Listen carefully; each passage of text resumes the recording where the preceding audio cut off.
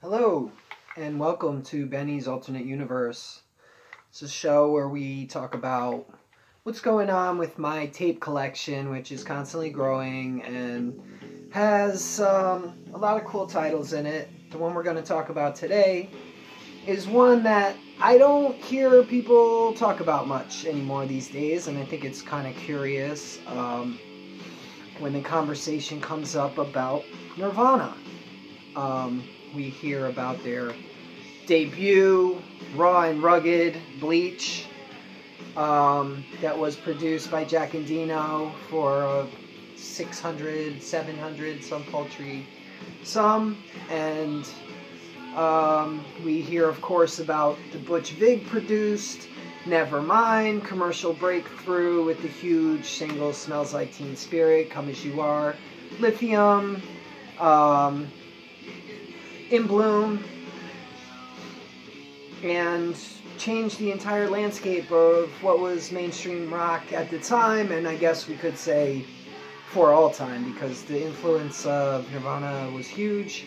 After that album came out, it really was a major sea change in the rock music and popular music scene. And we hear about In Utero a lot, which was the band's swan song, as lead singer guitarist Kurt Cobain, as we know, is no longer with us since shortly after the release of that album.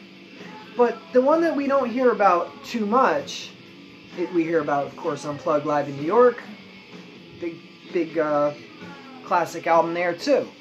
Even though it was a live album, it was put the band in such an intimate setting, and of course Kurt's voice is something that was so special and unique. Really highlighted his voice. The arrangements were really stark, and it was a beautiful album and a great album, and also a classic. But we don't hear a lot about Nirvana's, I guess, third album, compilation album, Incesticide. So, first of all, I'd like to say that in terms of actually listening to it, this is my favorite Nirvana album. It's the one that I listen to the most, and I've listened to the most over the years. Now, Incesticide is a compilation of B-sides and other unreleased, rare material at the time. And it came out shortly after Nevermind came out, and there was not a lot of hype on this record, because I remember being a young kid and going to the record store, and I saw a big, promo poster for Incesticide, and they had like the rubber duck image, which I'm going to show you in a little bit. And so I bought the tape, and was really blown away by it, but there wasn't the kind of conversation and discussion that there was surrounding Nevermind and later In Utero. There was a minor hit on here, I think, in Sliver, and I know they did make a 7-inch of Sliver, but there are a lot of great songs on this album, and I think it's the best album as far as demonstrating the different sides of Nirvana, which there were quite a few different sides that we're going to delve into right now. You just heard Dive, which is the opener. This sounds like it could have been an outtake from Bleach. It has a sort of a similar vibe to that album opener, which is Blue. It's heavy. It's got Kurt screaming in prime screaming form. Really awesome. The next song, Sliver, was a little bit poppier, and it had the famous Nirvana's soft, loud, soft dynamic. And then there's a trio, a quattro of, no, there's one more Nirvana tune, Been a Sun, which I think was the B-side to the Smells Like Teen Spirit cassette, if I remember right. And that was a great song, and that was one of their more transparent message songs. With Kurt talking about kind of his feminist views and how this girl should have been a son and been born a a male, and life would have been so much better for her, I guess. And then we have a trio of cover tunes in Turnaround, which is a Devo cover, which is... I'm not a huge Devo fan. Sorry to, you know, disappoint, but I just... they don't really do it for me that much. It's a decent cover.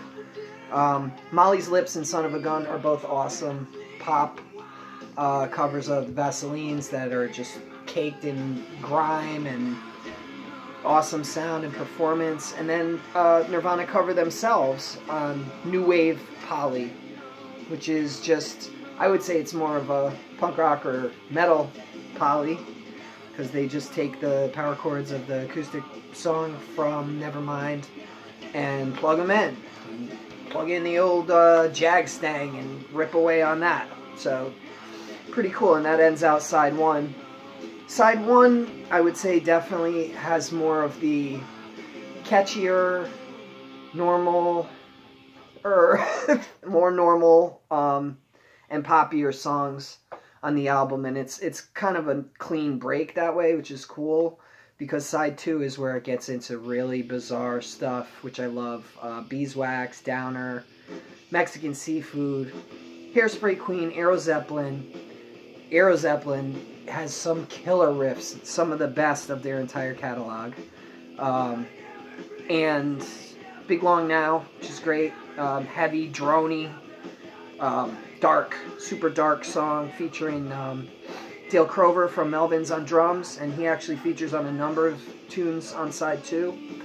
And the album closer, Aneurysm, is without a doubt one of the best Nirvana songs. To me, it's a strong contender for the best. It's just incredible. The performance on the album is pummeling. Grohl has never sounded better.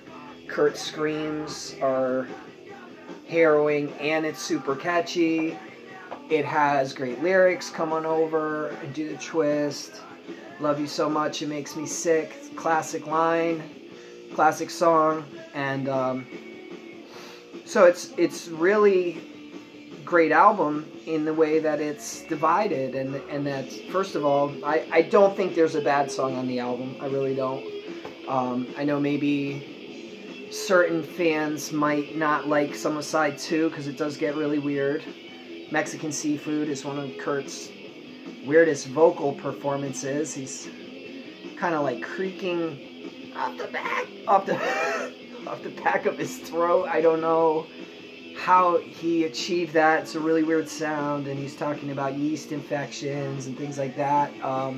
Could be a little off-putting to some people. For me, I'm not unfamiliar with weird punk rock lyrics and underground music, so it's even, but even when it came out, I thought it was weird, but it was intriguing and it was great, you know. It just was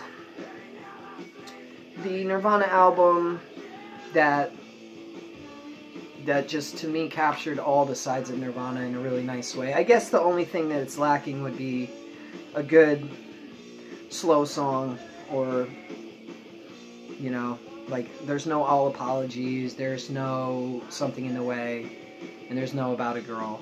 It's a little more hard rockin' all around, but tons of great songs. You know, if you're so inclined, you could leave a comment about why is this album not more widely known and not more talked about today.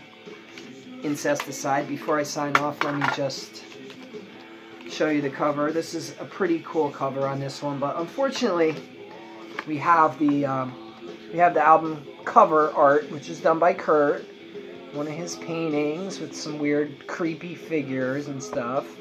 And the title Incesticide was pretty controversial at the time, at least in my household, because I was young when this came out, and the Rubber Duck. But unfortunately, this pressing that I have is a later one. The original pressing on the cassette, and some photos. There's Crover, Melvin's Army. Had a speech, and it had sort of an essay that was written by Kurt about how if you're homophobic, you need to stay away from the band, and we don't want your money, and what have you. And it was kind of weird, and especially now, 25 years later, to think about, I don't know if an artist since then who's really had a diatribe in their album cover or their press stuff saying, you know, if you're closed-minded or you're a fascist, then we don't want you. You know, people of course have hinted at it in their lyrics, but you know, it was right there in black and white on the original pressings. Another unusual thing about Nirvana, and Kurt Cobain very outspoken about the causes that he did believe in. So, thanks for stopping by and spending this period of time with me, and I hope to see you next time on Benny's Alternate Universe.